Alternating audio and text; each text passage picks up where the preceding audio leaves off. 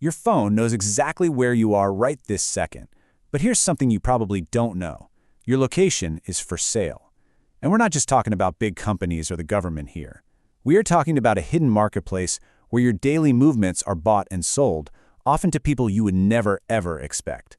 So today, we're going to pull back the curtain on this invisible and pretty much unregulated world.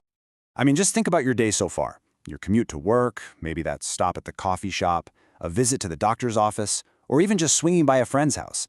Every single one of those stops, every step you took with your phone in your pocket, well, it created a digital trail, a really intimate map of your life.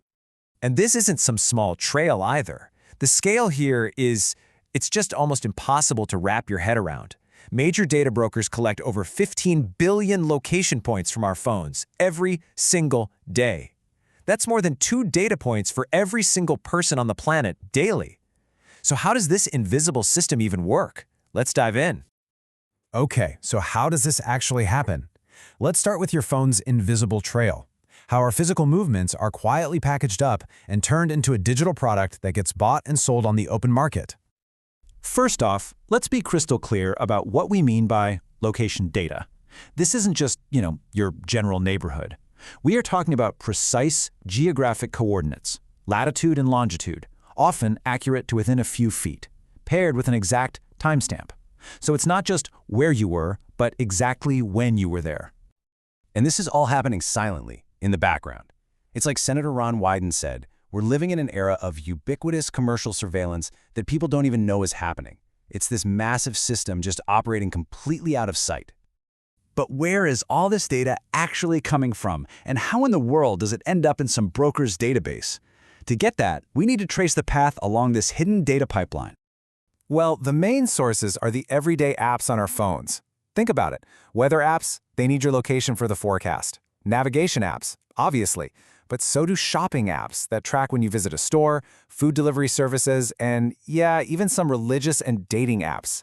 They ask for your location to give you a feature, but then they often share it for a profit. So the journey from your phone to a buyer follows this pretty simple supply chain. An app asks you for permission. Then, a little piece of code inside that app, it's called an SDK, grabs your location. That data gets sent off to data brokers who package it all up to build a profile on you. And finally, it's sold. You want to know the most incredible part? This entire process happens invisibly, in the background, in just a matter of seconds, over and over and over again. So, this brings us to the most critical question of all. Who is actually buying all of this data? And the answer is what makes this whole thing so concerning. This is a marketplace for almost anyone. Of course, you've got the usual suspects. Advertisers, they want to target you based on where you go. Hedge funds use this stuff to predict stock prices by tracking foot traffic to retail stores. And government agencies like ICE and the Department of Homeland Security are huge customers. But it's not just corporations and governments. And this right here is where the danger becomes incredibly personal. As Justin Sherman from the Duke Tech Policy Lab discovered, the barriers to entry are, in his words, alarmingly low. He says, in many cases, all you need is a business email address and a credit card. Think about what that means. This marketplace isn't just for powerful groups, it's wide open to private individuals. Pretty much anyone with a credit card can get access. So what happens when data this sensitive is available to nearly everyone? Well, let's look at the real-world consequences. And let's start with the biggest myth the industry uses to defend itself, the claim of anonymity. So data brokers will always tell you the data is anonymous because it's tied to a device ID, not your name. But the reality is, it is not anonymous at all. A huge study found that just 2 common location points, like, say, where your phone sleeps at night, your home, and where it is during the workday, are enough to uniquely identify 95% of people. It is shockingly easy to figure out who someone is. And this isn't just a theory. In a recent case, a religious group literally bought commercial location data, used it to track priests who were visiting LGBTQ+ venues, and then publicly outed them. It is a stark, real-world example of how this data can be weaponized for targeted harm. Even the U.S. Federal Trade Commission proved how easy this is. Their own analysts went out and bought a data sample from a broker. And in just a few simple steps, they were able to identify devices that had visited sensitive locations, like reproductive health clinics, and then trace those exact devices right back to their home addresses. And you have to realize the risk isn't the same for everyone. The potential for harm is so much greater for vulnerable populations. We're talking about survivors of domestic violence, people seeking abortions in states where it might be criminalized, immigrant communities, and political activists. Really, anyone for whom revealing their location could put them in physical or legal danger.